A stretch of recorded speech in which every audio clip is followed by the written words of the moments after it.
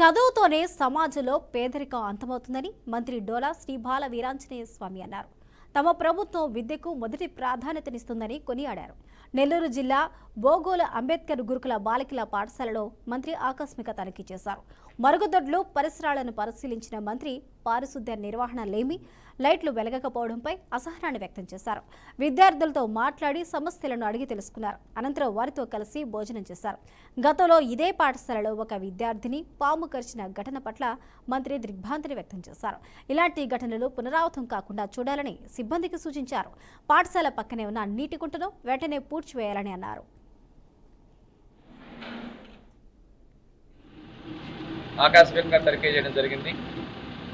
ఇక్కడ మైనర్గా శానిటరీ లోపాలు ఉన్నాయి. అదేవిధంగా బాత్రూమ్స్లో వాటిలో కొంచెం లైటింగ్ లేదు, అవి కూడా పెంచాల్సిన ఆదేశం ఉంది.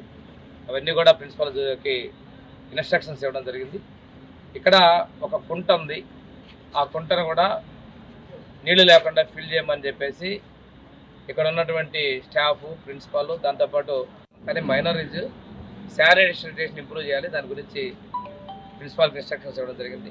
ఇక్కడ ఇంటర్మీడియట్ కోర్సు కూడా అడుగుతున్నారు. భవిష్యత్తులో ఆ ఇంటర్మీడియట్ ఏర్పాటు చేసే విధంగా చర్యలు తీసుకుంటారు తెలియజేస్తున్నారు.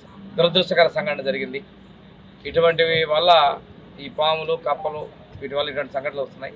ఆ సోర్సెస్ అన్ని కూడా నివారించాల్సిన పరిస్థితి ఉంది. ప్రభుత్వం కూడా ప్రత్యేకంగా శ్రద్ధ చూపిస్తూ ఉంది. ఈరోజు వీళ్ళ కోసం ఏ ఒక్క ఇన్సిడెంట్ జరగకుండా వాళ్ళ ఆరోగ్యం పట్ల చాలా శ్రద్ధ తీసుకుంటుంది.